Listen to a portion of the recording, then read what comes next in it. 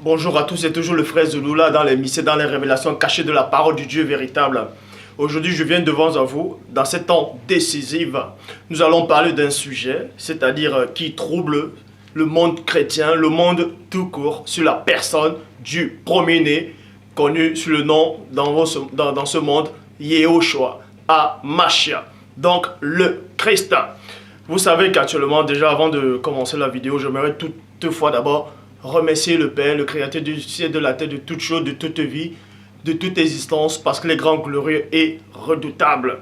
Et aussi, vous savez qu'il est dit dans Proverbe 19.2 que le manque de sens n'est bon pour personne. Et dans Proverbe 25.2, la gloire de Dieu est de cacher des choses et la gloire des rois est de sonder les choses. Donc, effectivement, vous savez que la période de la fin dont nous vivons actuellement, il y a plein de gens qui sont troublés sur la personne du premier-né. Il existe aussi différentes formes et sortes de doctrines qui sont dans le monde. J'ai parlé récemment avec beaucoup de ceux qui se disent chrétiens et plein d'entre eux sont venus à la maison. On a eu une grande discussion sur, par rapport à certains évangiles en fait, par rapport à certaines théories concernant les saintes écritures. Et ils affirment en fait que Satan n'existe pas, que le Christ ne reviendra plus, que l'enlèvement a déjà eu lieu, et que le lac de feu, tout ça n'existe pas. Bref, il y a tellement de théories sur la personne du Christ et par rapport à Dieu. Et d'autres aussi disent que Christ est Dieu le Père, qu'il remplit trois fonctions en tant que Père, Fils et Saint-Esprit. Ça s'appelle la Trinité. Et d'autres disent également que Christ n'est pas Dieu le Père, que Christ a été créé, que c'est une créature, c'est-à-dire l'une des premières créatures que le Père Tout-Puissant a créée. Et cela sème la polémique, la discorde entre croyants. Parce que Christ est la pierre angulaire. Donc aujourd'hui, je viens devant vous tous, à tous ceux qui me regardent aujourd'hui. Je vais vous exposer ce message, c'est-à-dire cet enseignement, et vous allez juger vous-même, selon que le Père vous permettra de comprendre. Pour ça, je vais prendre les versets bibliques. Comme tout le temps, je prends tout le temps les versets bibliques et je ne sors pas. Je reste toujours dans les Écritures. Mais plein ne comprennent pas et d'autres comprennent. De même que quand vous lisez dans Jean 6,60, il y a des disciples qui ont fait comprendre à Yehoshua, c'est-à-dire au premier-né, que qui peut l'écouter, ses propos sont très durs. Et dans le verset 66, ils ont abandonné le Christ. Et plus tard, les apôtres que Christ avait choisis, selon qu'il est allé prier dans Luc 6 au 12, et il a passé toute la nuit à prier au Père, il est redescendu, et il en a choisi 12 apôtres. Donc ces 12 apôtres, Christ les a fait comprendre, et vous ne partez pas. Ils répondent à Christ, où veux-tu qu'on aille? Nous, toi, tu as les paroles de la vie éternelle. Donc c'est pour vous montrer en fait que dans ce monde, on ne peut pas plaire à tout le monde. Chacun va se targuer, dire que je suis de Dieu, l'autre n'est pas de Dieu, que Dieu m'a envoyé, Dieu m'a dit, le Saint-Esprit de Dieu m'a dit.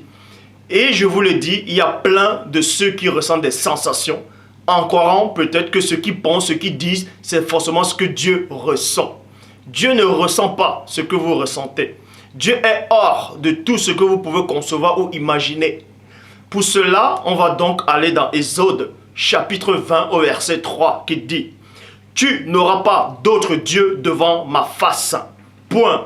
Donc, vous pouvez vérifier dans plusieurs versions, même dans 8 secondes 1910, où il est dit, c'est-à-dire Dieu prononça ses paroles en disant « Tu n'auras pas d'autre Dieu devant ma face. » Et dans la Bible des peuples, il est dit « Tu n'auras pas d'autre sans S, Dieu que moi. » Et dans la Bible français courant, il dit « Tu n'adoreras pas d'autre Dieu que moi. » Point. Donc vous voyez. Donc on vous montre ici, parce que Dieu parle cependant tantôt d'une manière, tantôt d'une autre, et l'on n'y prend point garde. Donc avant de poursuivre l'enseignement, ce qui pose polémique actuellement, c'est-à-dire depuis, ça a déjà mis long, mais sauf qu'en France, en fait, c'est plutôt récent, ça commence à se propager, sur la personne du Christ par rapport à sa couleur. Mais vous savez qu'aux États-Unis, déjà, ils avaient déjà parlé de ça, que Christ était noir. Certains ont accepté, d'autres n'ont pas accepté. Et plein de gens maintenant disent, si Christ est noir ou blanc ou métis, qu'est-ce que ça change? Où est l'importance de savoir que Christ était blanc, noir ou métis ou peu importe, arabe, jaune, rouge?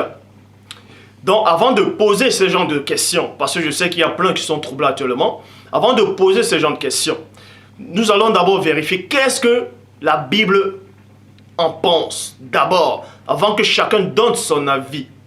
Est-ce que c'est la couleur qui sauve? Est-ce que parce que Christ est noir, ou bien parce que Christ est blanc, que ça ne pourra pas sauver l'humanité?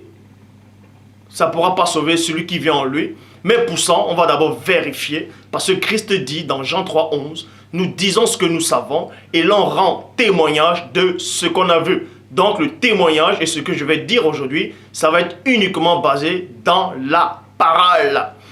Donc, dans Psaume chapitre 81, verset 9, il est dit, dans la traduction King James française, « Il n'y aura pas de Dieu étranger parmi toi, et tu n'adoreras aucun Dieu étranger. » Donc, on vous montre ici que c'était la coutume déjà, pendant, c'est-à-dire dans les temps jadis, que le peuple d'Israël était accoutumé plutôt à adorer des dieux étrangers. Étrangers à la propre nature du peuple de Dieu. Étrangers au Dieu véritable, suprême, le seul, l'unique, vrai Dieu. Donc le Christ lui-même dit dans Jean 17,3, la vie éternelle consiste à te connaître, toi, le seul vrai Dieu. Et nous savons qu'il n'y a qu'un seul Dieu, unique.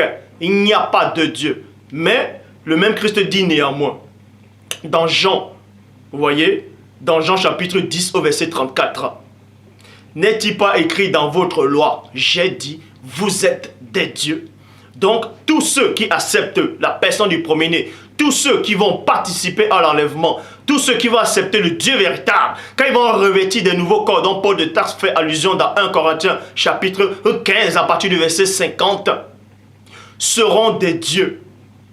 Je vous le dis, seront des dieux. Parce que c'est la parole qui parle de ça. Ça ne veut pas dire que quand on dit ceux qui acceptent Dieu, c'est-à-dire ceux qui deviennent des dieux, et soit peut-être des femmes, des déesses, ça ne veut pas dire qu'on devient égal à Christ, ou bien égal à Dieu. Ce n'est pas ça. Parce que c'est le même Christ qui le dit. Et la parole de Dieu aussi dans Psaume 82, verset 6, j'avais dit, vous êtes des dieux.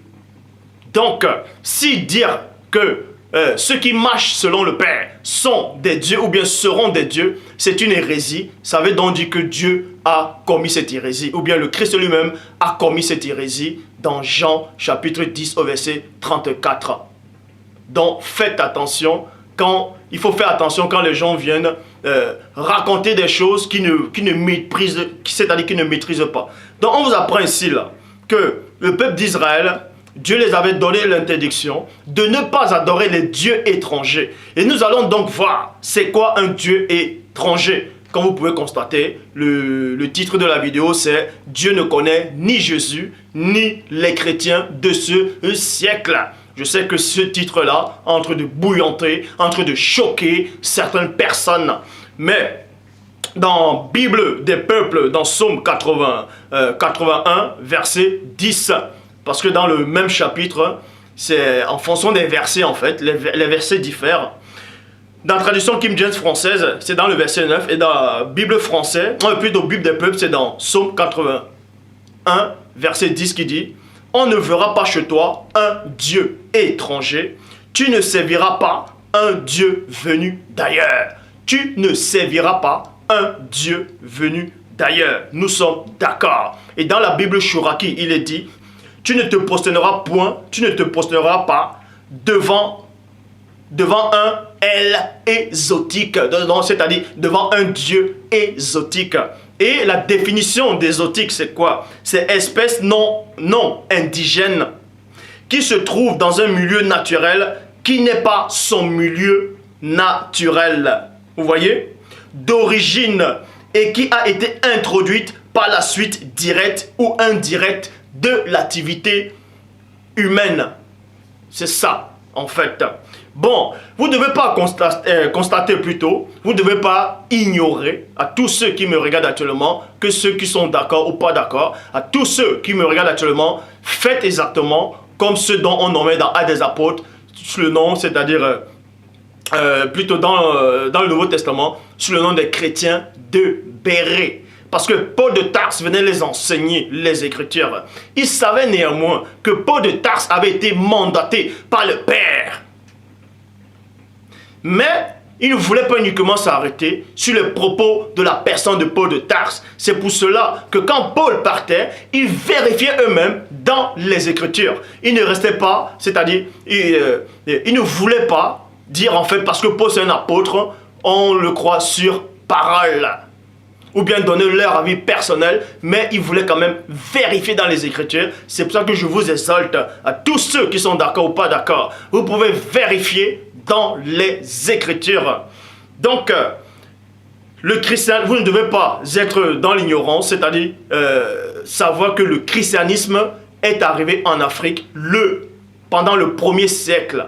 Le christianisme, je le dis, je le répète, et je pèse mes mots. Vous pouvez vous renseigner, vous pouvez à la bibliothèque, à la médiathèque, livre de l'histoire, dans les livres, bref, Dailymotion, sur YouTube ou Google, tapez, vous renseignez. Parce qu'il est dit dans Matthieu 7, demandez, l'on vous donnera, frappons, l'on vous ouvrira, cherchez et vous trouverez. Quand vous allez trouver, vous allez être libre parce que la personne du premier dit dans Jean 8, 32, vous connaîtrez la vérité et la vérité fera de vous des hommes libres. Donc, le christianisme est arrivé en Afrique au 1er siècle et au 4e siècle, il est arrivé au Soudan et en Éthiopie, c'est-à-dire ce pays de l'Est. Et au 15e siècle, le christianisme est entré dans l'Afrique centrale. Vous voyez, c'est donc là, dans la question que vous devez vous poser, avant l'arrivée du christianisme, parce que christianisme qui veut dire Christ, c'est-à-dire Christ qui est la base du christianisme, et ce Christ-là, que les Occidentaux sont venus présenter aux patriarches, aux ancêtres dans l'Afrique ancestrale. La question que je vais vous poser, avant que les missionnaires n'arrivent, avant le 1er siècle, selon, ils comptaient la date en fonction de le calendrier romain, 1er siècle, soit pour eux la naissance du Christ, donc c'est à partir de la naissance du Christ qu'ils se sont mis à compter donc. Avant le 1er siècle, ces Noirs en Afrique adoraient qui? Est-ce qu'ils connaissaient Dieu ou ne connaissaient pas Dieu?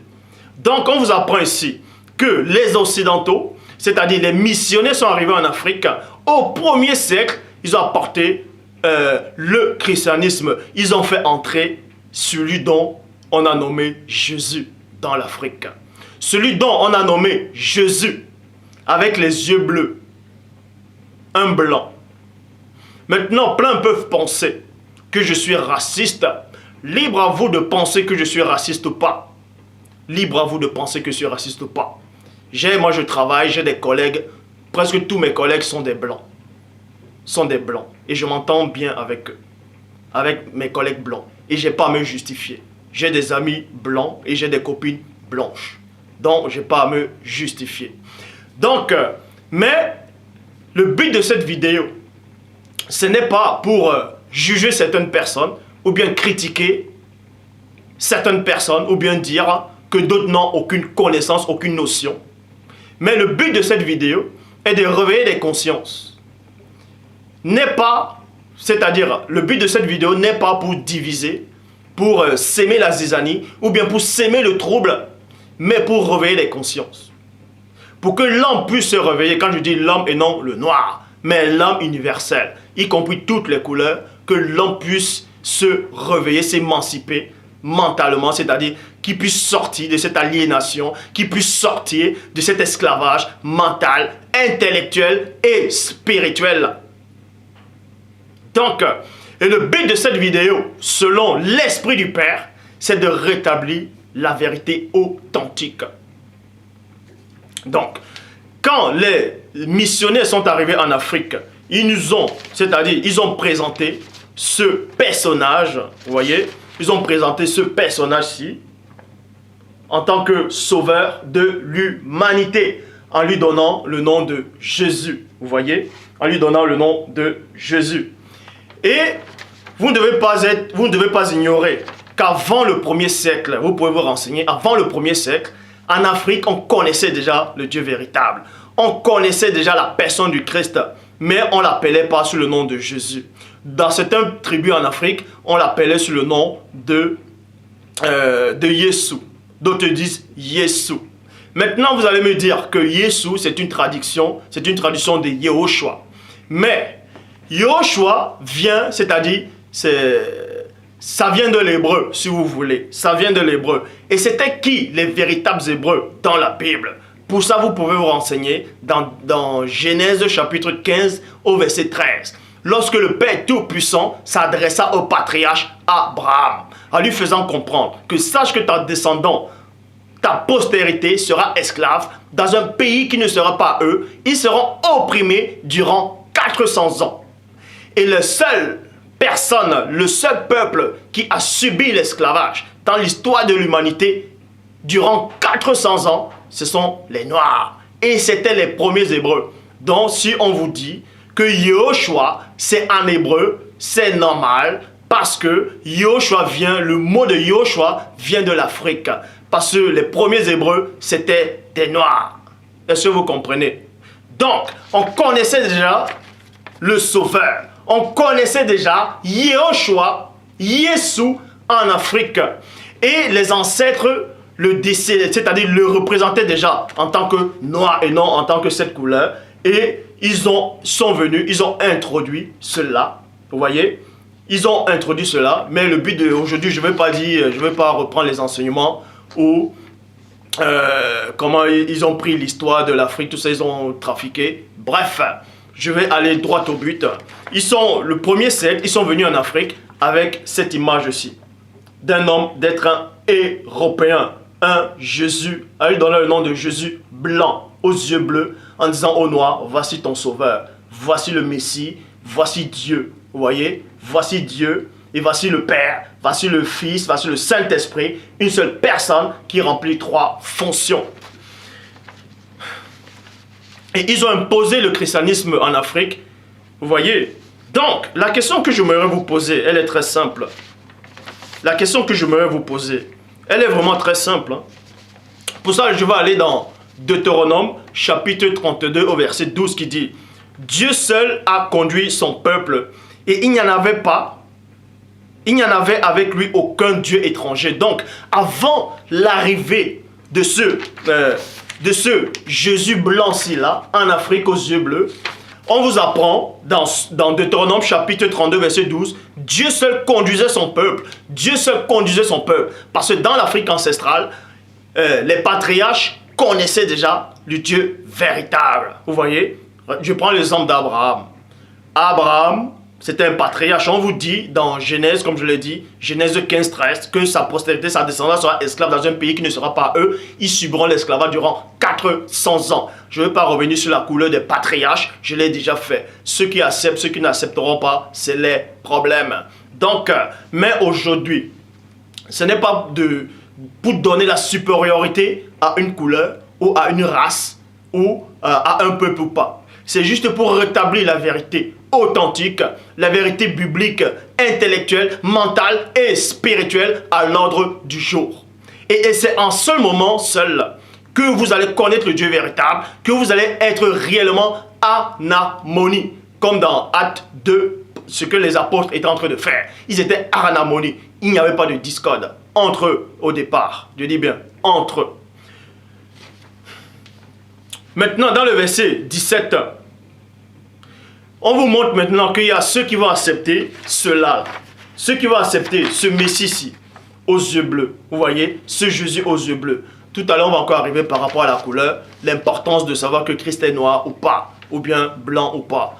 Donc, pour certains qui pensent peut-être que ce n'est pas important, on va donc voir ce que Dieu lui-même en pense, ce que l'Écriture elle-même en pense, ce que celui qui alimente la parole elle-même pense de ça.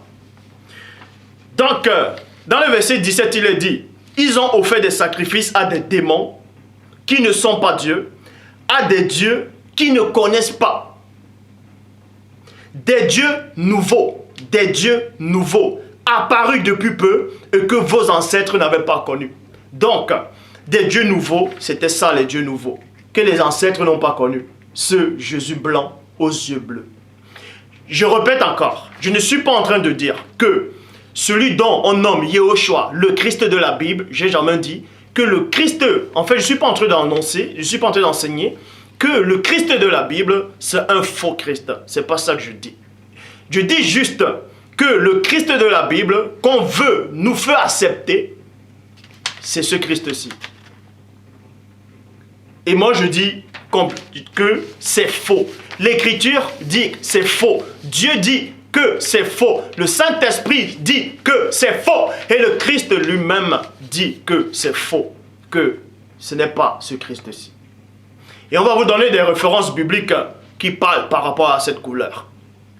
Mais bon, traduction du mot nouveau. Il sacrifiait aux démons, non pas à Dieu, à des dieux qui n'avaient pas connu, des nouveaux qui sont arrivés récemment. On vous dit ici qu'il y a des nouveaux dieux qui sont arrivés récemment, que vos ancêtres ne connaissaient pas. Ces dieux sont arrivés dans le peuple d'Israël, sont arrivés dans la patrie d'Abraham, sont arrivés, c'était dans l'Afrique, dispersés dans le peuple de Dieu. Ces dieux nouveaux sont arrivés dans l'Afrique. Ce Jésus aux yeux bleus, on vous l'a exposé, on vous l'a imposé. Et c'est là où il y a eu l'acquisition papale. Tous ceux qui n'acceptaient pas ce Christ-là, ce faux Jésus-là, aux yeux bleus, étaient torturés, étaient tués. C'est ce qu'on appelle la chasse aux sorcières, l'acquisition catholique. Moi aujourd'hui, je ne suis pas en train de parler des méfaits et des atrocités qu'ont commis le Vatican ou bien l'Église romaine par rapport dans le plan physique. Mais moi je parle plutôt de la libération mentale, intellectuelle et spirituelle. Bible en français courant. Ils offraient des sacrifices à des êtres qui n'étaient même pas des dieux et qui n'avaient jamais connu à des divinités nouvelles que les ancêtres ignoraient. Verset 18. Tu as abandonné le rocher qui t'a engendré et tu as oublié le Dieu qui t'a formé pour ça. Tu as abandonné le Dieu pour ça. Jérémie, dans la Bible en français courant dit, dans Jérémie chapitre 2 au verset 25, attention Israël, attention Israël. Maintenant ici, quand je vais dire attention Israël, je ne veux pas que s'aimer la division. Je ne parle pas ici qu'au peuple noir ou bien des noirs. Je m'adresse à tous ceux qui reconnaissent premièrement que Dieu existe. Parce que qui reconnaissent que Dieu existe et qui reconnaissent que Christ est sauveur et qu'il est le seul médiateur entre Dieu et les hommes. Comme certaines personnes pensent, j'en ai discuté avec ceux qui se disent croyants et chrétiens, que Christ n'est pas le seul médiateur, que Christ a fait son temps et qu'il y aura un nouveau médiateur. Bref, mais pour moi, il n'y a pas de nouveau médiateur. Le seul médiateur, c'est Christ. Et c'est bien ainsi. Donc je repars dans Jérémie chapitre 2, verset 25 dans la Bible, en français courant dit, attention Israël, en courant si vite, tu vas te blesser les pieds. Tu vas te dessécher plutôt le gosier. Mais tu réponds, 2 points. Donc Dieu parlait ici à travers la bouche de son prophète qu'il avait choisi, en avertissant le peuple d'Israël, premièrement, et en avertissant aussi l'âme. Que attention, vous allez courir et vous allez vous blesser. En courant, vous allez avoir soif. Et quand vous allez avoir soif, vous allez vous faire mal dans le gosier. Vous pouvez mourir. Or, Christ est celui qui donne de l'eau gratuitement. Bon.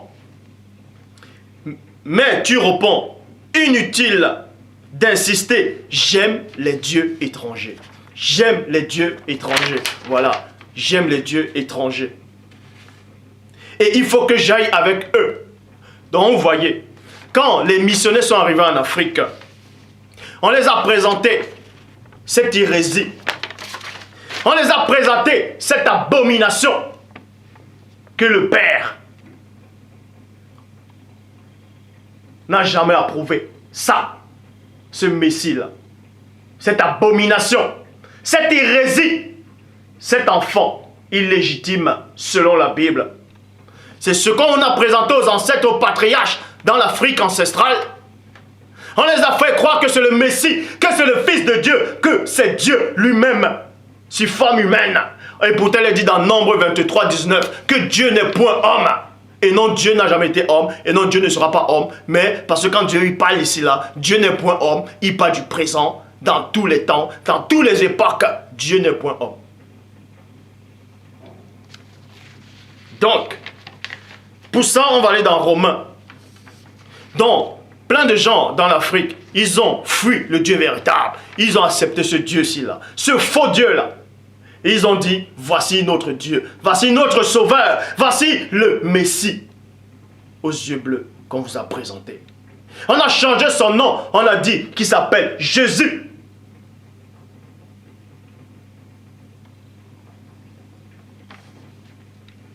Pourtant dans la Bible de l'épée, dans Romains chapitre 1 verset 23, il est dit, ils ont changé la gloire du Dieu incorruptible en image,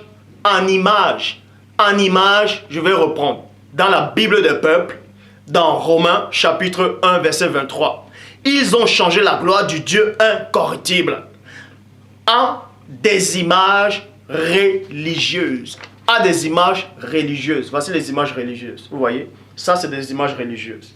Ils ont représenté la gloire du Dieu incorruptible, la gloire du Père tout-puissant à des images religieuses. Voilà. Qui représente l'homme corruptible? On dit, Jésus est mort sur la croix. Que votre Sauveur, déjà on a usurpé sa couleur. On a usurpé son nom. Et eux, ils veulent usurper Dieu. Parce que Satan sait qu'il a échoué. Il dit dans Ésaïe 14, 14, je serai semblable au Très-Haut. Il était expulsé. C'est pour ça qu'il y a eu une guerre cosmique apocalyptique dans le ciel divin. D'Apocalypse 12, 7. Il y a eu une guerre dans le ciel. Michel et ses anges combattirent contre le dragon. Et le dragon et ses anges combattirent. Mais il ne fut pas le plus fort. Et les places ne furent plus trouvées dans le ciel. Dans le verset 9 d'Apocalypse 12, il est dit. Il fit précipiter le grand dragon, le serpent ancien qui est le diable et Satan. C'est pour ça que la personne du premier-né dit dans plutôt dans Luc 10, 18, je voyais Satan, je voyais le premier déchu tomber du ciel divin comme un éclair. Satan est venu vous présenter cet homme-là en disant que c'est Jésus, que c'est Dieu.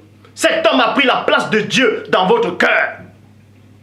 Cet enfant illégitime a pris la place du Père, a pris la place du Tout-Puissant dans votre cœur.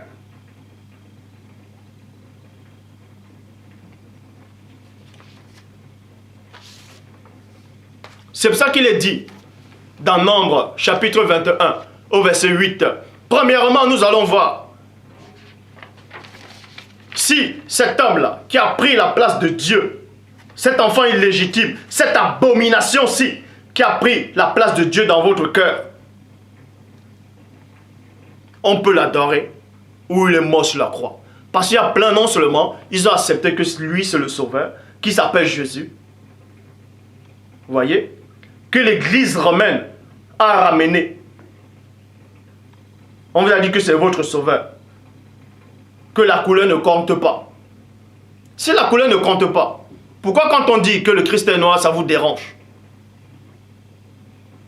Posez-vous la question. Bref, on vous a ramené ce personnage en Afrique, dans le monde. Satan est derrière cet homme-là. Je le dis, je le répète et je pèse mes mots. Satan est derrière ce personnage. Il vous a ramené ce personnage, cet enfant illégitime, cette abomination, cette désolation.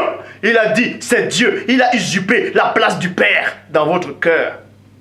Il a usurpé la place de l'Esprit Saint. Il a blasphémé l'esprit de Mundi Maloba. Il a dit qu'il est une seule et même personne avec le Père, le Fils et le Saint-Esprit. Et il a dit qu'il est mort pour vous sur la croix. Nous allons donc voir si cet homme est mort sur la croix.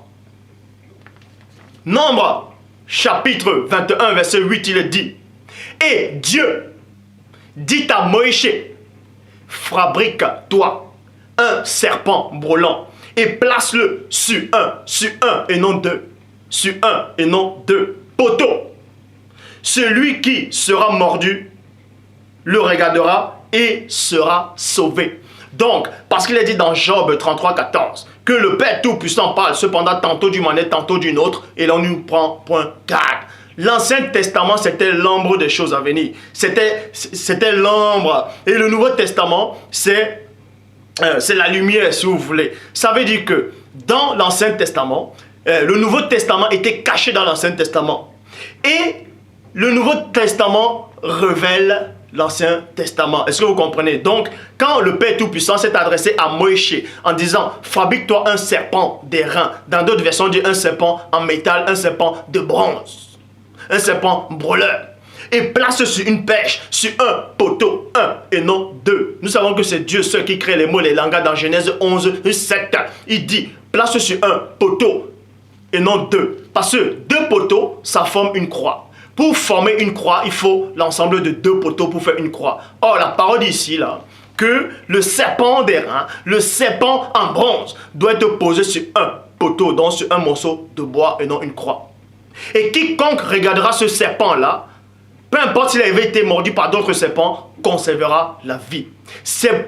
Donc, et ce serpent-là représente quoi? Ce serpent-là qui était sur le poteau, représentait le Christ. C'était le Christ. C'était l'ombre des choses à venir. C'était le Christ. Parce que le même Christ dit dans Bible, le même Christ dit plutôt dans la Bible du Semeur, dans Jean 3, 14. Parce qu'il s'adressait à la personne de Nicodème, qui était docteur de la loi en Israël. Il disait dans Jean 3, 14, dans le désert, virgule, Moïse a élevé sur un et non deux. Sur un poteau, le serpent de bronze. Point. De la même manière, vous voyez, de la même manière, virgule, le Fils de l'homme doit lui aussi être élevé. Donc, de même que Moïse, dans Nombre chapitre 21, au verset 8, a élevé ce serpent-là, qui représentait le Christ, qui représentait Yehoshua, qui représentait le premier-né, le véritable Messie, sur un poteau. Le Christ vient maintenant, plus tard, il dit, de même que Moïse a élevé ce serpent-là sur un poteau, moi aussi je vais t'élever de la même manière. Ça veut dire sur un poteau et non deux qui forment une croix. Est-ce que vous comprenez? Ça s'appelle l'usurpation. Jérémie 8.8, c'est bien en vain qu'ils se sont mis à l'œuvre la plus mensongère du scribe. Donc Christ vous dit ici qu'il doit être élevé de la même manière. Donc Moïse a représenté Christ dans l'Ancien Testament, sur ce serpent d'airain. Est-ce que vous comprenez? Bon. Donc Christ n'est pas mort sur la croix, il est mort sur le poteau. Christ est bel et bien mort. Sur le poteau, un morceau de bois. Un. Même Pierre le dit. Pierre a dit un. Un morceau de bois. Et non deux. Deux morceaux de bois, ça forme une croix. Libre à vous de penser maintenant.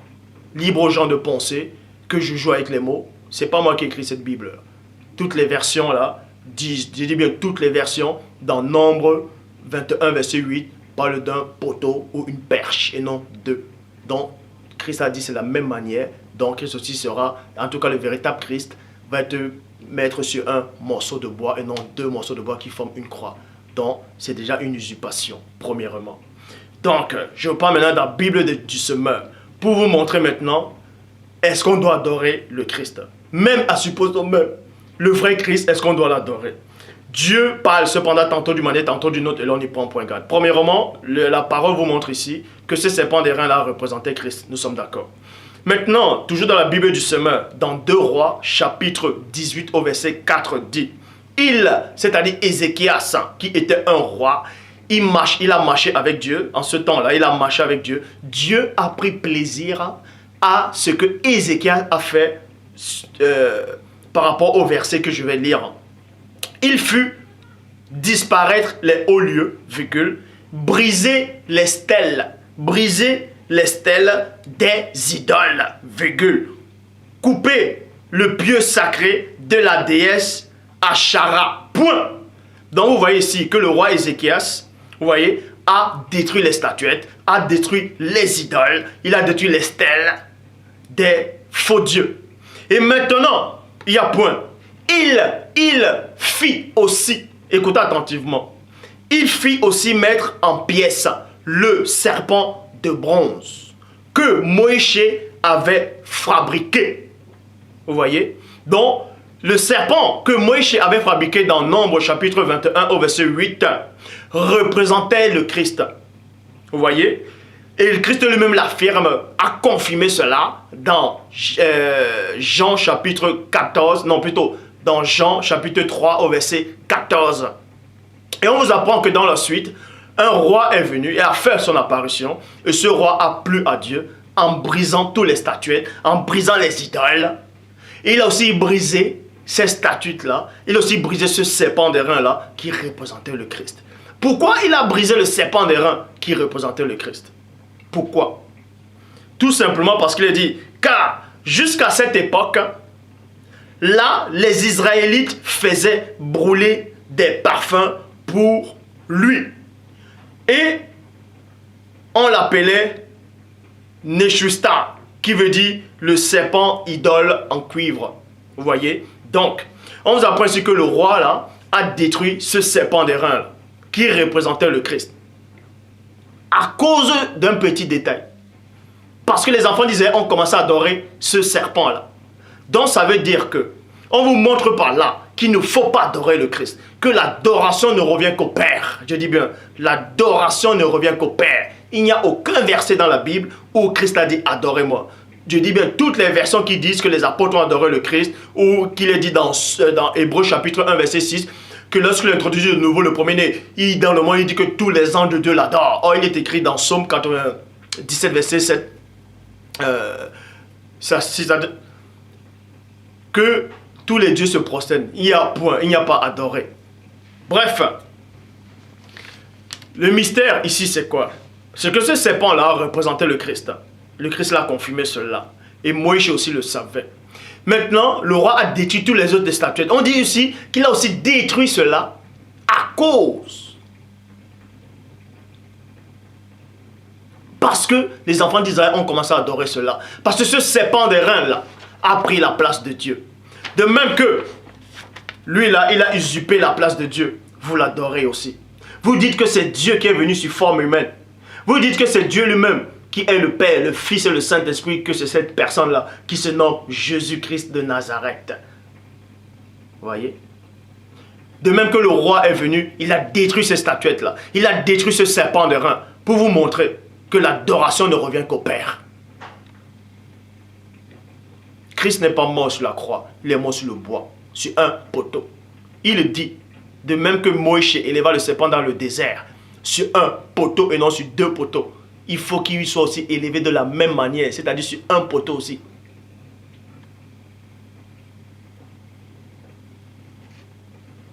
Le roi revient, il détruit ce serpent d'airain. Parce que les enfants d'Israël ont commencé à adorer cela. C'est-à-dire le serpent d'airain a pris la place de Dieu. Alors que ce serpent d'airain représentait néanmoins le Messie. Mais parce qu'il a pris la place de Dieu, Dieu a envoyé ce roi-là pour anéantir cela, cette idolâtrie, cette abomination, cette hérésie. Parce que le Père Tout-Puissant dit dans Exode chapitre 20, comme j'ai lu dans le verset 3, vous voyez, tu n'auras pas d'autre Dieu devant ma face. Tu ne dois pas adorer un autre Dieu. Et la personne du premier-né le dit encore à Satan, retire-toi Satan, car il est écrit, tu adoreras seul le Seigneur ton Dieu. Je dis bien seul. Le Christ, je le répète encore, n'a jamais sorti une parole de sa bouche en disant « adorez-moi ». Christ n'a jamais dit « adorez-moi », je vous le dis. Christ n'est pas Dieu, je le répète encore. Christ n'est pas Dieu. Il est écrit qu'il y a un seul Dieu, il n'y a pas deux. Christ le dit dans Jean 17, 3, la vie éternelle consiste à te connaître, toi, le seul. Le mot seul, ça veut dire qu'il y a un seul. Un seul et non deux. Le seul vrai Dieu, véritable. Parce que ça contredit 1 Jean 5, 20. Nous savons aussi que le Fils de Dieu est venu, qui nous a donné l'intelligence, et il nous a donné l'intelligence pour connaître le véritable, et nous sommes dans le véritable à son Fils, Yahushua, celui qui est le Dieu véritable et la vie éternelle. Parce que Jean 17, 3 contredit cela. Le but de ce message n'est pas de vous rabaisser. Le but de ce message n'est pas d'apporter la discorde. Le but de ce message, avant de parler d'amour de Dieu, avant de dire que Dieu est amour, avant de parler de l'unification, avant de parler de la paix entre les frères et les sœurs, il faut d'abord rétablir la vérité. Ça ne sert à rien d'amener une paix où il n'y a pas la vérité. Ce n'est pas la paix de Christ. Parce que la personne du premier-né dit à ses apôtres, quand ils montaient auprès du Père, je vous donne la paix, je vous laisse la paix. Je ne vous la donne pas comme le monde vous donne. Parce qu'en laissant cette paix-là, il a laissé la vérité. Parce qu'il dit, je m'en vais au Père, je vous enverrai l'esprit de vérité. L'esprit de vérité. Il va vous enseigner toutes choses. Si vous m'aimez, gardez mes commandements. Parce que Christ est le chemin, la vérité et la vie. Avant de parler de l'amour de Christ, avant de parler de sa passion, de le sacrifice du Christ, du premier-né, avant de parler de la paix, de l'amour du Père, il faut d'abord rétablir la base, la vérité. Ça ne sert à rien de parler de l'amour dans le mensonge. Ça ne sert à rien de parler de l'amour dans le mensonge. Vous allez parler d'amour, Dieu est amour, on le sait. Dieu est bon, on le sait. Il est le seul. Il n'y a que Dieu seul qui est bon. Dieu seul est parfait. Dieu seul est pur. Dieu seul est souverain. Et Dieu seul mérite l'adoration. Parce qu'il est dit d'Apocalypse chapitre 22 au verset 8 à 9 que la personne de Jean, il a fait comprendre que c'est moi Jean qui ai vu et entendu ces choses. Et dès que j'ai vu, entendu ces choses, je tombais aux pieds de l'ange qui me montrait pour l'adorer. Mais il me dit, garde-toi de le faire. Je suis ton compagnon de servir, celui de tes frères les prophètes et tous ceux qui gardent les paroles de cette prophétie. Adore Dieu. Il n'a pas dit adore Dieu et l'agneau, adore Dieu et le Fils, ou bien adore Dieu et le Saint-Esprit. Non, adore Dieu. Et dans le verset 22, et plutôt dans le verset 16 d'Apocalypse 22, il est dit quoi? C'est moi, Yehoshua, qui ai envoyé mon ange pour vous attester ces choses. Il a envoyé l'ange pour vous attester tout ce que Jean a vu, et aussi pour attester que l'adoration ne revient qu'au Père. Celui-ci a pris la place de Dieu dans votre cœur. Vous avez dit que c'est Dieu. Vous avez dit que c'est Jésus. Vous l'avez dans le nom de Jésus. Vous avez dit que c'est le Messie, que c'est le Sauveur. Nous allons donc voir si ce personnage-ci va revenir enlever l'Église. On va donc voir si ce personnage-ci va vous sauver. Donc, la parole vous montre ici là, que le roi Ézéchias, dans 2 Rois 18:4, a détruit le serpent des reins parce que les enfants d'Israël ont commencé à adorer cela. C'est la raison pour laquelle il a détruit cela. Donc pour vous montrer qu'on ne rigole pas avec Dieu. L'adoration ne revient qu'à Dieu. Dieu dit bien l'adoration. Dans la parole, il est dit, celui qui n'honore pas le Fils, n'honore pas le Père. Honorer, ça ne veut pas dire adorer. Parce que le même Dieu dit, honore ton père et ta mère. Il n'a pas dit, adore ton père et ta mère. Paul, il dit quoi? Honorer tout le monde. Honorer tout le monde. Ça ne veut pas dire adorer les gens. Il dit, honore le roi. Ça ne veut pas dire, adore le roi. Donc faites attention quand on dit, celui qui n'honore pas le Fils, n'honore pas le Père. Ça ne veut pas dire que celui qui n'adore pas le Fils, n'adore pas le Père. Faites attention. Donc on va aller dans Ésaïe. Ésaïe chapitre 52. Ésaïe chapitre 52, verset 14. Vous voyez toujours l'église babylonienne catholique vous parle d'un certain suaire. Ils appellent ça le Saint-Suaire. C'est-à-dire Christ quand il allait sur le chemin de Golgotha, chemin de la croix. Pour eux, chemin de Golgotha. Pour le mettre sur le poteau. Il a trouvé une femme en route qui avait un suaire. Et il a essuyé son visage. Et le visage du Christ est resté là. Et c'est le même visage-ci qu'on dessine. Le même visage. Vous voyez? Ils disent que ce Jésus s'est arrivé il y a 2000 ans. Et que quand il était sur le chemin pour être mis sur le poteau, il y a une femme qui a pris un suaire. On a posé pour essuyer le visage du Christ, de ce faux Jésus. Et c'est le même visage qui est apparu. Et c'est le même visage que les catholiques vont vendre cela partout dans le monde. Ils vont en Afrique, ils vendent cela. Les gens téléchargent les avatars, cette image, ils disent que c'est Jésus-Christ, sans même savoir l'origine de tout ce nom-là, sans même savoir l'origine de pourquoi il a cette couleur-ci, là, de pourquoi c'est quoi ce visage, pourquoi ce trait-là, pourquoi ce visage-ci. Mais l'enseignement ne fait que commencer. Donc, comme vous pouvez constater, la libération ne fait que commencer. Bon, dans Ésaïe chapitre 52, verset 14, il est dit, c'est Ésaïe, le prophète, qui prophétisait parce qu'il avait vu ce qui arrivait. Il dit, la plupart en le voyant ont été horrifiés. Tant son visage était défiguré. Donc, on a flagellé le Christ avant de le mettre sur le poteau. Et Ésaïe vous donne la révélation qu'il n'était méconnaissable, que son visage était défiguré. Je ferai même encore une vidéo sur ça, parce que j'avais fait une vidéo sur ça, mais je crois que je vais refaire une vidéo sur ça. Les souffrances du Christ sur la terre. C'est-à-dire pendant sa condamnation et après, ce qu'il a subi entre les mains de ce bourreau. Et je ferai aussi une autre vidéo sur l'effroyable combat spirituel de Yahushua. Vous allez voir ce qu'il a subi pour l'humanité quand il était sur le poteau. Ce qu'il voyait autour de lui. Les différentes formes d'esprit qu'il voyait qu'il affrontait. Bref. Donc vous apprenez ici que dans Ésaïe chapitre 52 verset 14, que Christ, après qu'on l'ait flagellé, Ésaïe a vu cela, et son visage était défiguré. Comment se fait-il alors que il y a une femme qui vient, elle prend un drap, elle pose sur son visage pour essuyer la sueur ou le petit sang quand on monte chez les catholiques, Christ est sur la croix, il y a un petit sang qui coule, là on voit bien son visage net. Et vous acceptez cela? Or, Ésaïe me dit que son visage était défiguré, ça veut dire méconnaissable. Comment se fait-il qu'on essuie sur le visage et ce visage apparaît? Voilà encore un autre mensonge. Et vous acceptez ce mensonge. Vous acceptez ce Dieu-là. Cet homme-là qui a pris la place de Dieu dans votre cœur. Deutéronome chapitre 23, verset 3, vous dit quoi? Maintenant, on va parler de la généalogie du Christ. On va parler maintenant de la couleur. L'importance de dire que Christ était noir. Non pas pour rabaisser d'autres couleurs. Donc, tous ceux maintenant qui peuvent penser que je suis raciste, libre à eux de penser que je suis raciste. J'ai des amis blancs. J'ai des amis blancs. J'ai des copines, c'est-à-dire des amies filles blanches, en qui on s'entend, qui viennent à la maison, on mange ensemble, on rigole, on se balade. Donc, libre à vous de penser que je suis raciste ou pas. Libre à vous. Mais toujours est-il qu'on va parler néanmoins de cette couleur-ci, de ce Jésus blanc, de ce faux, déjà de ce nom-là, pourquoi on le nomme Jésus, et pourquoi il est blanc, et pourquoi il a pris la place de Dieu dans votre cœur. Deutéronome chapitre 23, verset 3.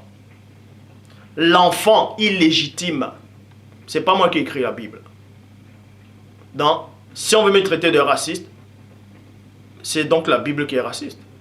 Puisque celui qui inspirait les prophètes, celui qui donnait des lois, puisque la parole dit dans Jean chapitre 10, verset 33 à 34, il est dit, n'est-il pas écrit dans votre loi, j'ai dit, vous êtes des dieux. Donc on vous dit que Christ a dit, hein, c'est qui? C'est Christ qui parlait. Donc, supposons qu'alors que Christ soit blanc, oui, on va entrer dans votre jeu, supposons que Christ soit blanc, et que moi je me suis trompé en disant que Christ soit noir, je me repens devant tout le monde. Mais avant de dire que je me repens, on va d'abord bien examiner cette couleur. Supposons que Christ soit réellement ça, qu'il soit blanc là, et qu'on le nomme même Jésus, qu'il soit Dieu lui-même, qu'il soit le Saint-Esprit, et qu'il a pris une forme humaine, qui a rempli 3 fonctions. Acceptons à une petite fraction de seconde que Christ soit blanc, exactement, que c'est Dieu lui-même qui est venu sur forme humaine. Bon. Et vous savez qu'il est dit que toute écriture qui est inspirée de Dieu est bon pour corriger, pour instruire, pour... Voilà. Expliquez-moi donc maintenant Deutéronome chapitre 23, je lis bien, Deutéronome chapitre 23 verset 3 qui dit « L'enfant illégitime ne sera pas admis dans l'assemblée du Seigneur. Sa 10e génération même ne pourra pas y être admise. » Point. Donc, si ce personnage-ci, c'est votre Dieu, c'est que c'est lui qui a inspiré les Écritures, nous sommes d'accord. Maintenant, il inspire Moïse, il dit que les métis, c'est-à-dire plutôt les enfants illégitimes, ne doivent pas entrer dans son assemblée à lui. Même la 10e génération des enfants illégitimes.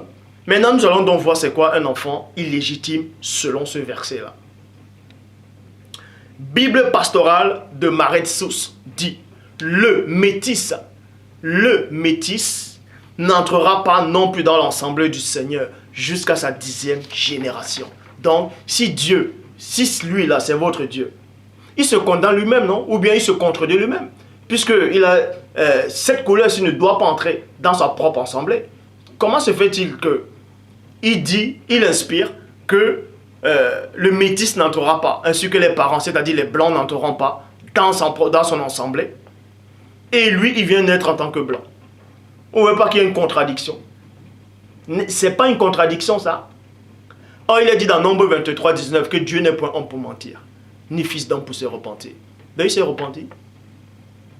N'est-il pas écrit que le Christ est le même hier, aujourd'hui, éternellement? S'il est le même hier dans l'Ancien Testament en donnant cet ordre-là à Moïse, que les métis ne doivent pas entrer dans son assemblée, y compris les blancs, ne doivent pas entrer dans son assemblée. On dit qu'il est le même hier dans l'Ancien Testament, aujourd'hui, éternellement.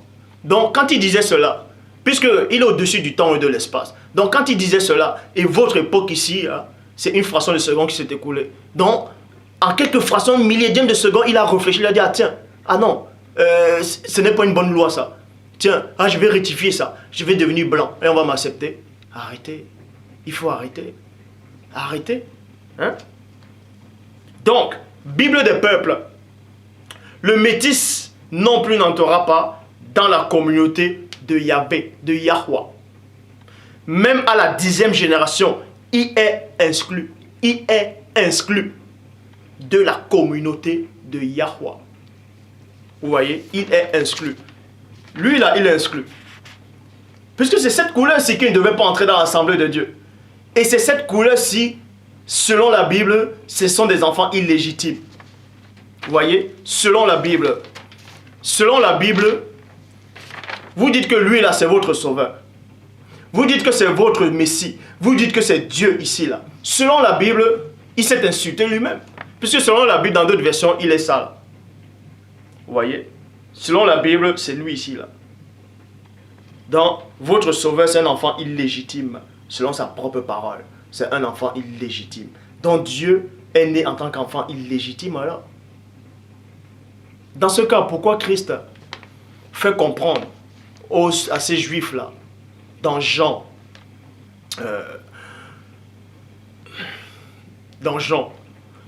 que vous êtes des enfants illégitimes? Que ces juifs-là qui l'accusaient étaient des enfants illégitimes. Comment se fait-il que quelqu'un qui est un enfant illégitime dit encore aux autres qui sont en face de lui que c'est plutôt vous les enfants illégitimes? On ne veut pas que ça colle pas. Alors que le même personnage dit, ôte d'abord ce qui est dans ton œil avant d'enlever ce qui est dans l'œil de ton prochain. Donc il se contredit lui-même encore. Hein? C'est là que vous voyez qui sont bien mis à l'œuvre la plus mensongère des scribes. Je dis encore, le but de ce message, ce n'est pas pour rabaisser une couleur ou bien pour diviser les communautés. C'est pour rétablir la vérité historique authentique.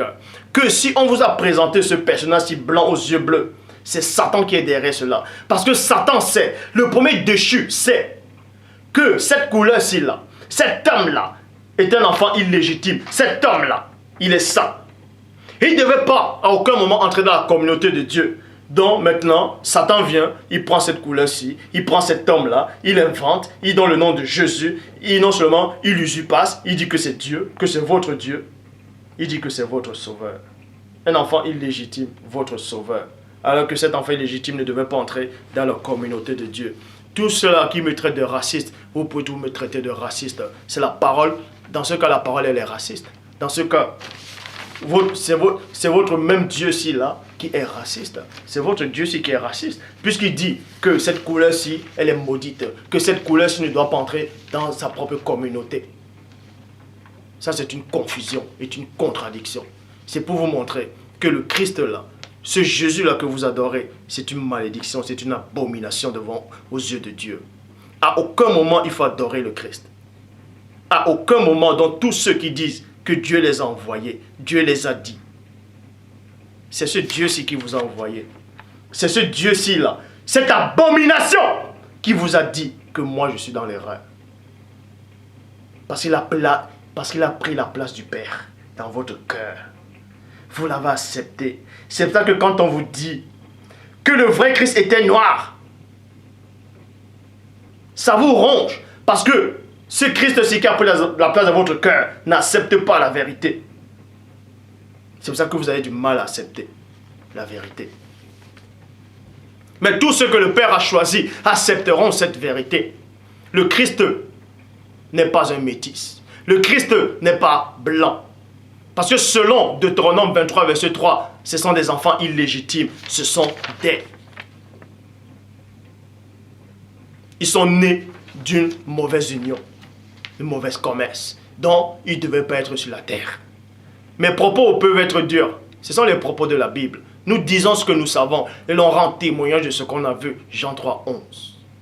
Je ne fais que répéter et dire la pensée des Écritures. Donc, pour ça, nous allons donc voir maintenant l'origine elle-même du Christ. Dans Matthieu chapitre 1, verset 1 à 3, dans la Bible en français courant dit, voici la liste des ancêtres de Yehoshua, Messie, descendant de David lui-même, descendant d'Abraham.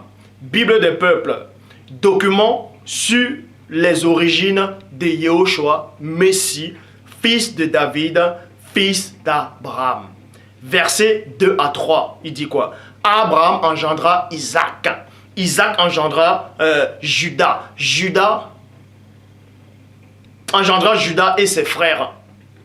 Judas devint père de Pérez et de Zarach, qui eut de Tamar. Donc on vous apprend ici que Judas a eu des rapports avec une femme connue sous le nom de Tamar. Et elle a eu 2 enfants, Pérez et Zarach.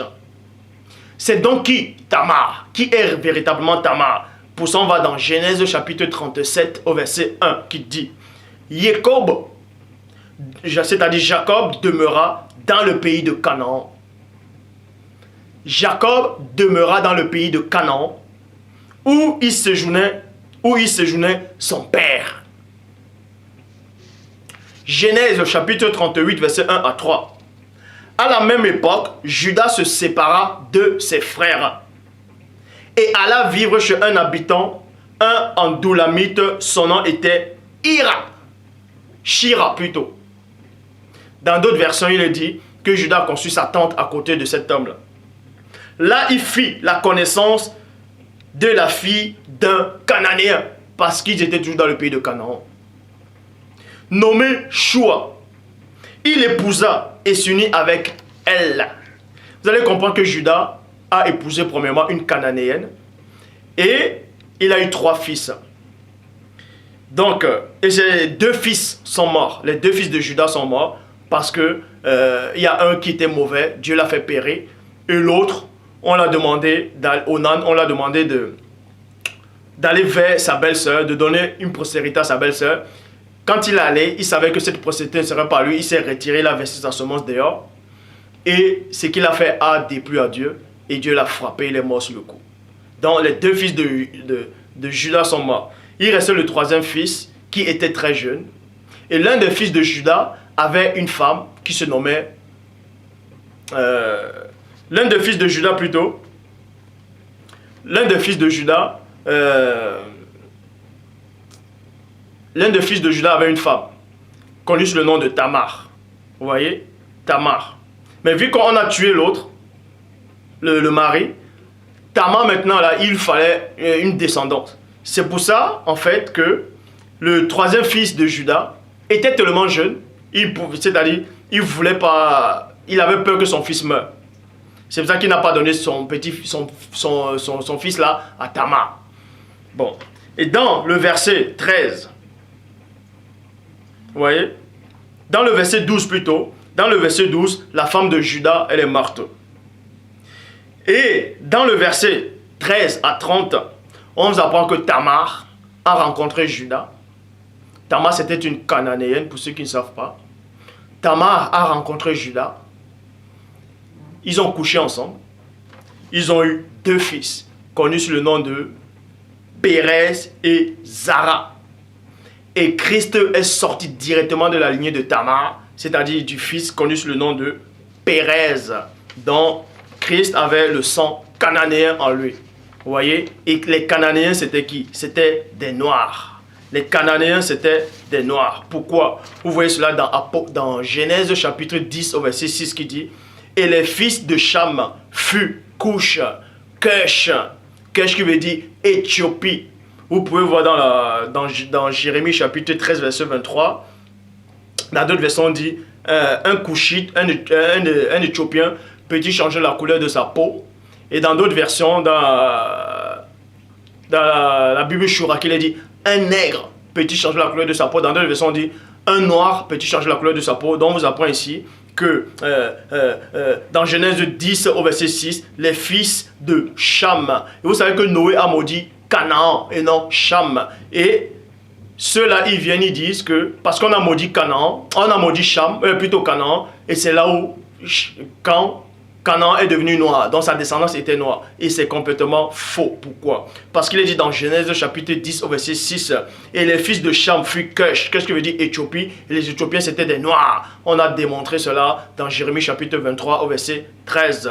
Et Mitzraïm qui veut dire Égypte, Pente et Canaan. Donc comment se fait-il que, soi-disant, Noé a maudit son petit-fils qui est Canaan, et Canaan est devenu noir, alors que le grand frère de Canaan était déjà noir? Vous voyez, ça ne tient pas la route. Ça ne tient pas la route. Donc, dans le verset 15, il est dit: et Canaan engendra Sidon, son premier-né, et Heth. Verset 16 à 17, on parle de toute sa, c'est-à-dire toute sa lignée. Et au verset 18, il est dit: ensuite, les familles cananéennes se dispersèrent. Donc, on vous montre ici que Christ, alors, ceux maintenant qui vont dire que Judas, d'autres vont dire sûrement Judas était blanc, que Judas était blanc et que Cananéen était noir, donc Christ était métis. Donc, si Christ était métis, ça veut dire qu'il est ça, selon Deutéronome chapitre 23 au verset 3. Vous voyez, c'est que Christ lui-même c'est un enfant illégitime. Parce que ça ne peut pas être un enfant illégitime, ça ne peut pas être Dieu ici. On a usurpé le titre de Dieu. Donc on vous a présenté cette abomination, ce démon. Je dis bien, ce démon. Ce démon. Voilà, voici votre Dieu. Regardez ce que je fais de votre Dieu. Voilà ce que je fais de votre Sauveur. De votre abomination. De votre Messie. Voici votre Messie que les Occidentaux vous ont amené en Afrique. Vous voyez. Donc, avant de venir enseigner sur Internet que Dieu m'a dit, le Saint-Esprit de Dieu m'a dit, lisez d'abord votre propre Bible. Parce que tous les propos que j'ai déjà dit, je ne les invente pas. Je le dis, c'est marqué dans la Bible. Et je ne les sors pas de les contestes. Je dis encore, je ne suis pas venu apporter la discorde. Ou bien dire que Dieu est noir, qu'on doit rentrer en Afrique. Non. Je suis venu apporter ce que le Père a déjà expliqué dans les Écritures. C'est ce que je suis venu restaurer, la vérité authentique. Parce que si vous acceptez cette abomination-ci là, que c'est votre Dieu, c'est votre Sauveur, vous êtes contre la parole de Dieu. Vous êtes contre Dieu lui-même qui disait que eux là, ils ne devaient pas entrer dans sa communauté, que ce sont des...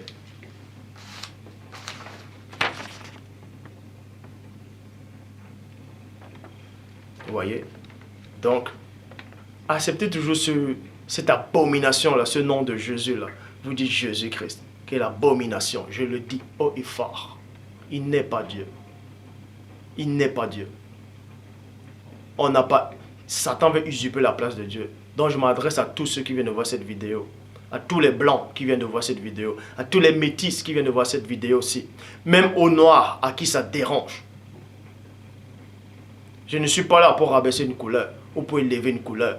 Libre à vous si vous aimez ma tête ou pas. Je ne fais que dire ce que j'ai vu. Jean 3:11. Nous disons ce que nous savons. Et l'on rend témoignage de ce qu'on a vu. C'est écrit. Si vous voulez vous fâcher, fâchez-vous contre Dieu. Parce que c'est Dieu qui le dit. Que les métis, les blancs ne devaient pas entrer dans sa communauté. Et j'ai d'ailleurs démontré que Christ était noir. Que Moïse chez lui-même était noir. Parce que Moïse lui-même, on l'a confondu avec un Égyptien. Ou vous allez me dire que si Moïse était blanc, comment se fait-il qu'on arrive à le cacher dans la maison de Pharaon?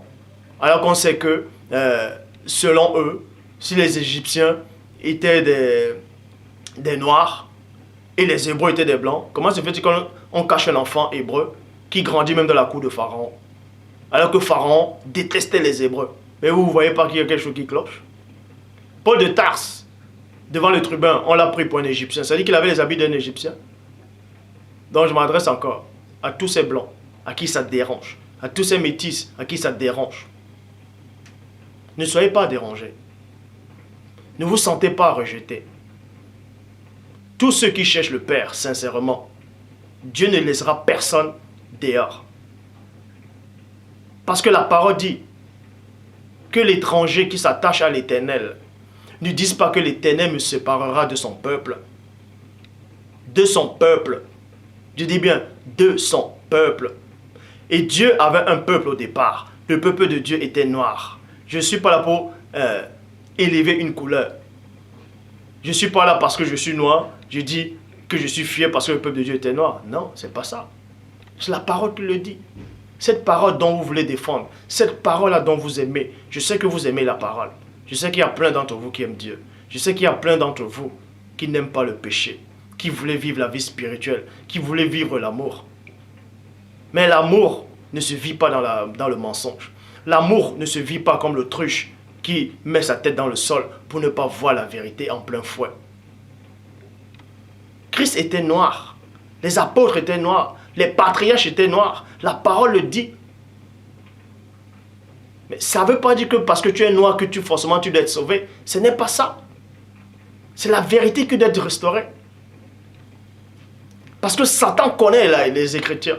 Il connaissait cette loi-là qui disait que les autres ne devaient pas entrer dans la communauté de Dieu. C'est pour ça qu'il a permis que l'église romaine babylonienne puisse inventer ce Messie, changer sa couleur et changer son nom pour dire que c'est Dieu. Il a usurpé la place de Dieu. Or, je vous ai montré que dans Nombre 21, verset 8, que ce serpent des reins représentait la personne du Christ. Et le Christ dit dans Jean chapitre 3 au verset 14, de même que Moïse éleva le serpent dans le désert sur un poteau, il faut qu'il lui aussi soit élevé de la même manière dont ce serpent-là représentait le Christ. Dans ce cas, pourquoi le roi est venu détruire ce serpent? Parce qu'on adorait ce serpent. C'est pour vous montrer qu'il ne faut pas adorer Christ. Christ, on ne doit pas l'adorer. Il faut l'honorer, mais pas l'adorer. La parole dit aussi, honorer le roi, honore ton père et ta mère, honorer tout le monde. Christ ne doit pas être adoré. Christ ne doit... Celui qui adore le Christ est une abomination devant Dieu, je dis bien. Parce que Christ dit à la femme samaritaine, nous adorons ce que nous connaissons. Parce que le Christ lui-même adore le Père. Christ n'est pas le Père. Il n'a jamais été le Père. Et il ne sera jamais le Père. Le Père est plus grand que lui. Le Père lui a donné l'être et le mouvement. Christ n'est pas Dieu. Enlevez ça de la tête. C'est le concile de Nicée. Renseignez-vous. Ça ne vous coûte rien de vous renseigner. De même que vous enseignez, vous envoyez des commentaires. Vous prenez les versets pour vous la contrer. De la même manière, de cette énergie dont vous dépensez, allez, renseignez-vous. Allez dans les bibliothèques. Allez dans les médiathèques, renseignez-vous dans l'histoire, les livres d'histoire. C'est quoi le concile de Nicée? En quel moment ils ont décrété que le Père, le Fils et le Saint-Esprit sont une seule et même personne? Renseignez-vous sur la personne de Borgia. C'est qui Borgia? On a pris Borgia, on l'a dessiné et on vous a donné l'image du Christ. On a dit qu'il s'appelle Jésus. Vous dites que c'est Jésus, que la couleur ne compte pas. Pour la Bible, la couleur a compté. Si pour vous la couleur n'a pas compté, pour Deutéronome, la couleur comptait. Parce que celui qui donnait cette loi-là n'était pas un homme. Hein. Il était inspiré par l'esprit. Donc l'esprit aussi est raciste. Vous êtes plus bon que l'esprit de Dieu. Vous êtes plus bon que le Christ. Vous êtes plus bon que Dieu. Vous raisonnez mieux que Dieu. Quand Dieu dit que cette couleur-là, c'est une abomination, vous êtes qui pour venir dire, ah, c'est pas bon ça, c'est raciste. Donc, vous comprenez mieux les choses plus que Dieu. Donc quand il est dit que les métis ne doivent pas entrer dans l'assemblée de Dieu, quand c'est une abomination, où les blancs ne devaient pas entrer, vous savez pourquoi on disait ça? Vous savez même l'origine de ces couleurs, de toutes ces choses. Donc faites attention. Quand vous dites que Christ était blanc, que Christ était maghrébin, que Christ était métis, que la couleur ne compte pas. Quand vous dites que la couleur ne compte pas, vous dites à Dieu qu'on s'en tape de ce que tu dis dans Deutéronome 23.3. Ça veut dire ça. Christ n'est pas Dieu. Christ n'a jamais été blanc. Christ n'est pas métis. Christ n'est pas arabe. Christ était noir. Point. Ça ne veut pas dire que quand tu es noir, ça veut dire que tu es sauvé. Non. Il faut la foi et les œuvres. Parce que si vous continuez à accepter ce nom de Jésus-là, c'est toujours ce Jésus blanc-là que vous êtes en train d'accepter. Et c'est un faux Jésus, c'est un faux Messie. C'est ce que Satan a fabriqué pour vous montrer, pour vous duper, pour vous tromper. Et vos prières ne montent pas devant Dieu. Ce sont des sensations que vous ressentez. Ce sont des sensations que vous ressentez. Ce sont des sensations. Ce sont des sensations.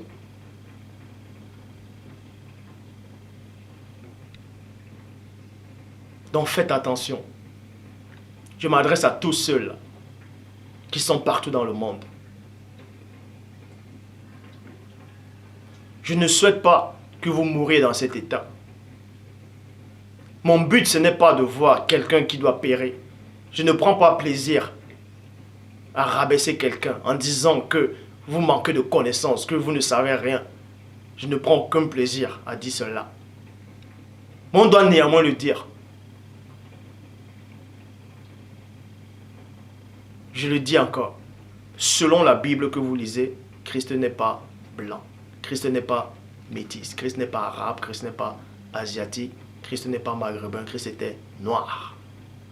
Le fait de changer sa couleur, vous changez l'état d'esprit. Le fait de changer sa couleur, vous changez la loi de Dieu. Parce qu'en modifiant la couleur de Christ, vous l'avez aussi modifié, vous l'avez élevé, vous avez dit qu'il est Dieu. Depuis quand Christ est Dieu? Moïse aussi est Dieu, puisqu'il est dit dans Exode chapitre 7 au verset 1, « Vois, je te fais Dieu avec un D majuscule. »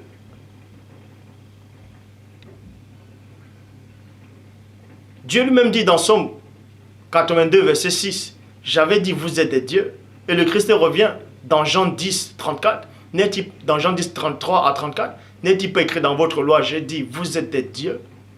Alors, ceux qui deviennent dieux ou déesses, c'est parce qu'ils ont accepté la parole de Dieu, parce que la parole de Dieu les a nettoyés. Et Christ lui-même dit quoi? Vous serez comme des anges. Et les anges, c'est quoi? C'est des dieux. C'est écrit dans Somme 97, verset 7. Les anges sont des dieux. Mais néanmoins, nous savons qu'il n'y a qu'un seul vrai Dieu.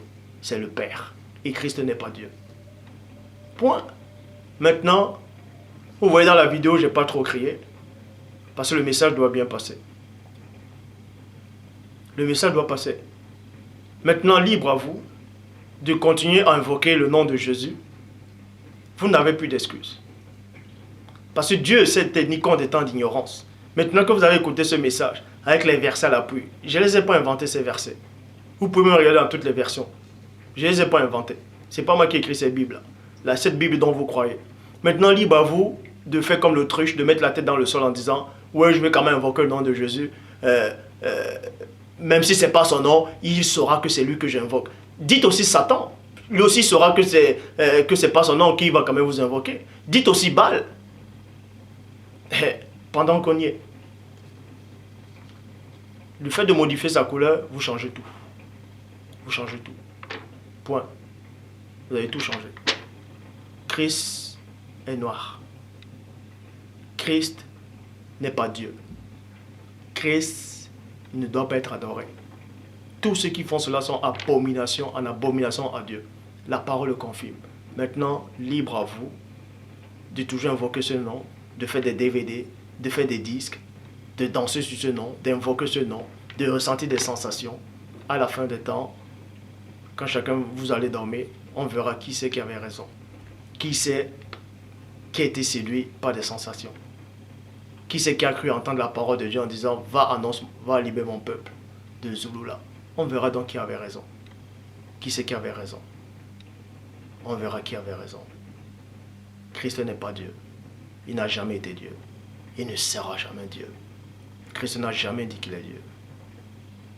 Donc il faut arrêter avec les versets qui ne tiennent pas la route. Jean 10, 30. Moi et le Père, nous sommes un. Ça veut dire quoi? Le même Christ dit dans Jean 17, 22. Je les ai donné la gloire que tu m'as donnée, enfin qu'ils soient un. Comme toi et moi, nous sommes un. Christ a dit ça dans Jean 17, 3. Dans Jean 10, 30. Moi et le Père, nous sommes un. La façon dont il est un avec le Père, il veut aussi que les croyants soient un de cette façon. Alors, ça veut dire que tous les croyants, dès qu'ils sont un, ça dit que aussi, ça dit que toi qui me regardes là, si on devient un, toi c'est moi, on a le même cerveau maintenant. C'est toujours toi qui est moi qu'on remplit deux fonctions différentes. Il faut arrêter. La lettre tue. Ne comprenez pas les mots de cette façon. La lettre tue. C'est l'église romaine, je le dis encore, je répète. J'ai dit bien, c'est pendant le concile de Nicée que l'empereur, connu sous le nom de Constantin, avec les souverains pontifes. Les souverains pontifes, à cette époque, souverains pontifes, ça veut dire les grands prêtres. C'est eux qui ont décrété que la Trinité, qui ont mis la Trinité en place, qui ont dit que le Père, le Fils et le Saint-Esprit sont une seule même personne, que Christ n'a pas été créé, qu'il était engendré. Que celui qui dira le contraire, on tuait tous ces gens-là. C'est eux qui ont voulu en sorte qu'il y ait 4 évangiles, Matthieu, Marc, Luc et Jean. Or, Luc dit quoi? Dans Luc 1, 1 à 3, plusieurs ayant entrepris de composer des récits des événements qui sont accomplis parmi nous. C'est-à-dire qu'il existe encore plein d'autres évangiles, plein d'autres livres sur la personne du Christ. Comment se fait-il alors que il n'y a que 4 évangiles? Et vous savez que c'est soi-disant, les pères de l'Église qui ont voulu qu'il y ait 4 évangiles. Il y a d'autres évangiles qui existent. Ils ont considéré que c'est les livres apocryphes, où le Christ lui-même parle de sa propre bouche dans ces évangiles-là, qui n'est pas le Fils de Dieu, que Dieu n'a pas de Fils. Est-ce que vous savez ça? Ah, si vous ne savez pas. Vous ne savez pas. Maintenant, vous le savez.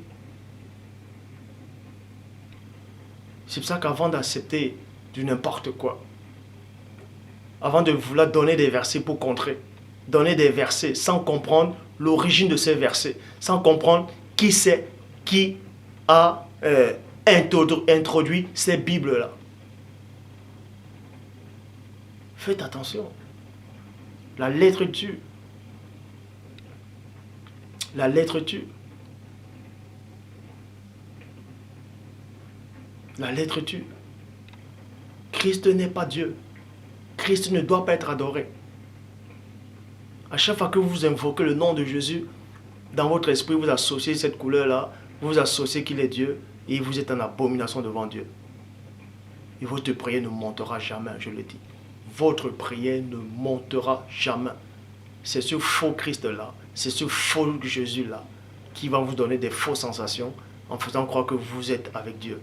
De même que la personne de Paul de Tarse, qui s'appelait Saul, sur le chemin avant le chemin de Damas, lui croyait qu'il servait Dieu. Pour lui, ce qu'il faisait, c'était ça. Il avait une conviction. C'est ce que le vrai Christ lui a apparu, forme de lumière, bien entendu, en disant, Saul, Saul, pourquoi me persécutes-tu? C'est l'état où vous êtes actuellement. Vous croyez que vous êtes dans la vérité. Avant d'être conscient que vous êtes dans la vérité, comprenez d'abord l'histoire. Celui qui se nomme le chérubin déchu, vous l'avez beaucoup sous-estimé. Quand il a tenté le vrai Christ, il disait, si tu es le Fils de Dieu, ordonne que ces pierres deviennent de pain. Il est écrit. Lui-même, il sait ce qu'il a modifié dedans. Il sait ce qu'il a modifié dedans. Maintenant, tous ceux qui entendent cette vidéo-là, et je sais que plein vont la regarder, plein vont aimer et plein ne vont pas aimer. On ne peut pas plaire à tout le monde. Christ lui-même, tous les gens qui étaient sur la terre, plein ne l'ont pas accepté, d'autres l'ont accepté. Et il y a plein de gens qui croient pas en Dieu, d'autres croient en Dieu, donc on ne peut pas plaire à tout le monde. On ne peut pas plaire à tout le monde. Mais la vérité, elle est là. Il n'y a qu'une vérité. Christ n'est pas Dieu. La parole le confirme. Christ n'est pas Dieu. Christ n'est pas ce que vous imaginez. Ce Christ-là qui est arrivé soi-disant il y a 2000 ans en Palestine aux yeux bleus. C'est une abomination que Satan a inventée. Satan est venu par ce personnage-là pour prendre la place de Dieu. Il vous a dupé. Dans chaque fois que vous dites Jésus-Christ, c'est Satan que vous invoquez dans votre cœur. C'est Satan que vous appelez. À chaque fois que vous vous adorez devant ce faux Jésus-Christ-là, ce nom-là, c'est devant Satan que vous vous adorez. Si vous ne savez pas, je le dis encore haut et fort, que le ciel m'en soit témoin.